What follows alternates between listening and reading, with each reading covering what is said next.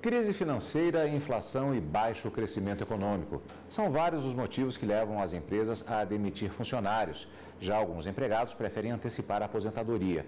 Mas quando alguma destas situações acontece, será que todos sabem quais são as obrigações que devem ser cumpridas?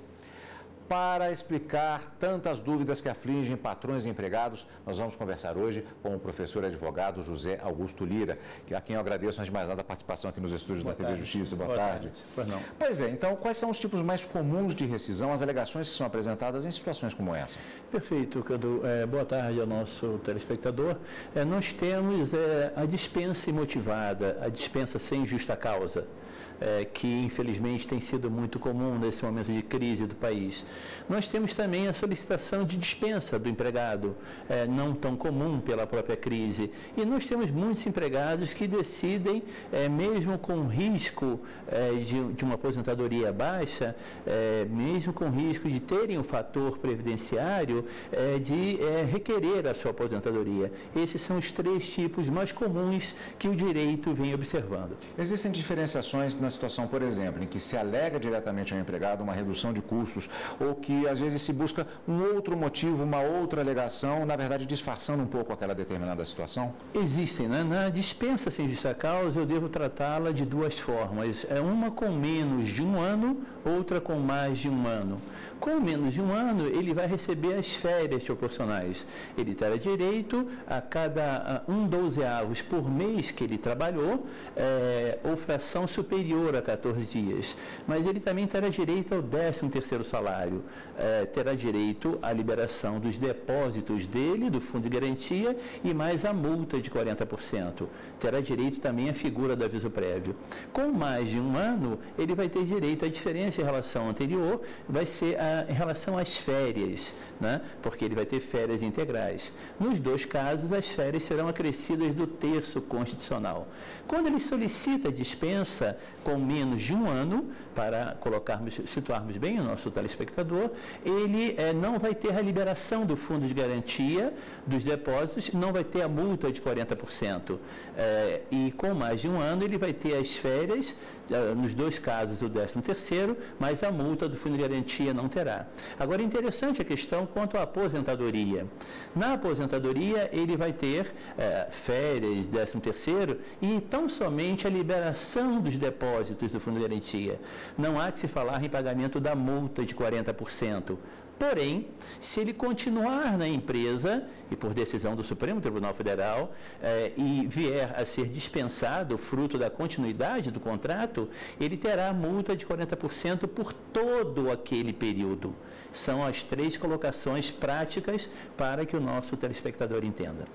Com relação especificamente a essa situação da aposentadoria, parece que é um grande dilema na atualidade a antecipação de uma aposentadoria em função das regras de transição que estamos vivendo e, no caso da desaposentação, ainda será uma matéria sub judice aqui no Supremo Tribunal. Perfeitamente, né? Nesse momento, se você tem, o segurado, a possibilidade de um fundo de pensão, evidentemente ele não vai sofrer nenhuma redução. Agora, se o segurado não tem fundo de pensão, se ele está subordinado, se ele não alcançou a regra de 85 pontos para mulher, idade e tempo de contribuição, 95 pontos para homem, idade e tempo de contribuição, ele poderá se aposentar, mas vai estar sujeito a uma redução do fator previdenciário. E isso será desagradável para ele. É melhor ele trabalhar mais, evidentemente ele vai ter que contribuir mais para entrar na regra e alcançar 85 pontos ou 95 pontos, que a partir de 2017 vai sendo aumentado um ponto cada qual, para chegar em 2022 a mulher com 90 pontos e o homem com 100 pontos. Doutor, nós vamos para um rápido intervalo, não tem jeito, cada caso é um caso, inclusive só fazendo comentário sobre essa situação, todo mundo tem que fazer um cálculo, de preferência assistido por alguém que entenda justamente da área, para saber se a situação é pertinente. Tem mais perguntas, doutor? Nós vamos para um intervalo e daqui a pouco nós voltamos com Estamos de volta aqui nos estúdios da TV Justiça com o professor e advogado José Augusto Lira, que está tirando nossas dúvidas a respeito dos direitos e deveres trabalhistas, particularmente nesse período em que há um grande número de dispensas que têm sido utilizadas como meio até de redução de custos e há diversas situações que isso acarreta. Por exemplo, a questão do aviso prévio, como é que ele deve ser cumprido pelo empregado? O empregado, ele tem o direito de escolher, de optar na redução dele de 2 horas diárias ou ele deixar de trabalhar por 7 dias corridos. Do mesmo jeito que o empregado tem esse direito, o empregador ele pode optar pelo aviso prévio trabalhado ou pelo aviso prévio indenizado. Então, cada qual tem o seu direito.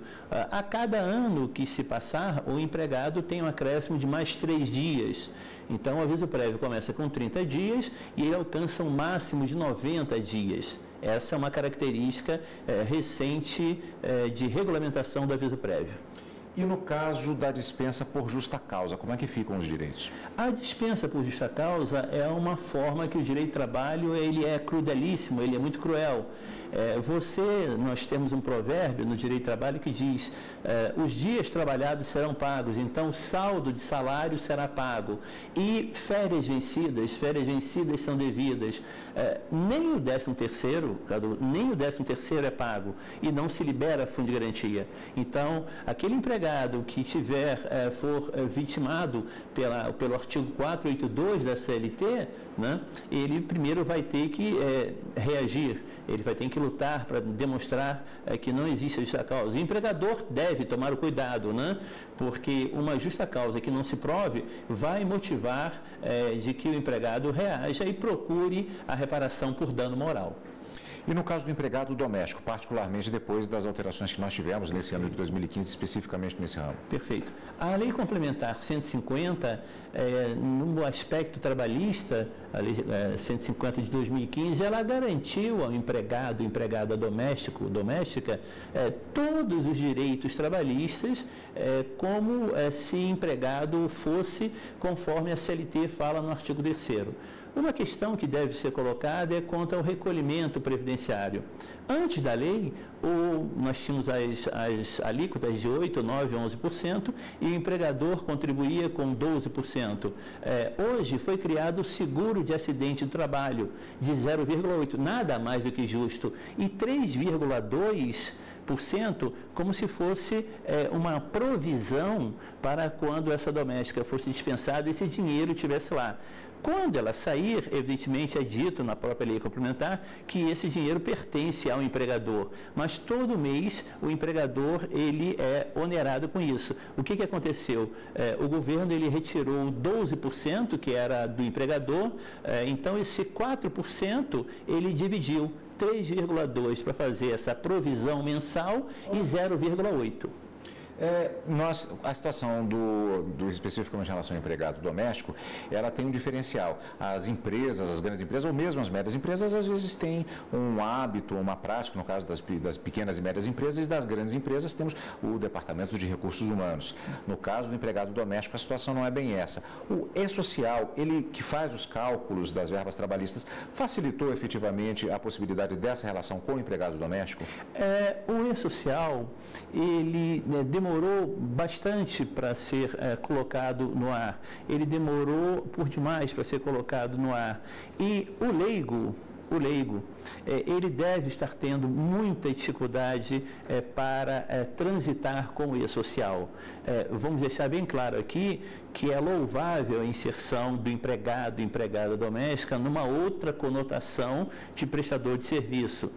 Mas a dificuldade de operacionalização do E-Social se dá em relação a isso. Foi muito tempo para que isso ficasse no ar. Basta dizer que no recolhimento do mês de outubro, que foi feito até 7 de novembro, houve uma prorrogação até 30 de novembro do recolhimento, porque o sistema ainda não estava apto para receber tudo. Então, ele é válido, ele será habilitado com as modificações, com as melhoras que aconteçam. Mas, nesse momento, ele foi, para quem opera com a área, uma decepção.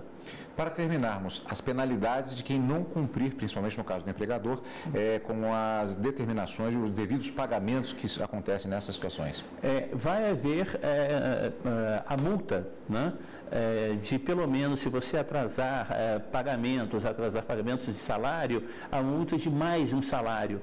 E o próprio auditor fiscal do trabalho, se houver a denúncia, ele vai dar a multa cabível, que começa com um salário mínimo, podendo chegar a um teto de contribuição, 4.630, que corresponde a hoje, seja no direito do trabalho, seja no direito previdenciário. Parece até que a gente bate na mesma tecla sempre, mas a questão é que, tanto pelo número de casos que nós temos, é a situação que as pessoas chegam, às vezes, na justiça trabalhista sem saber os direitos e as obrigações que têm de cumprir. E por isso nós temos que repetir essas questões. Perfeitamente. Doutor, muito obrigado pela sua participação. Eu que agradeço. Um Feliz Natal agora e um feliz 2016 também. E a todos também.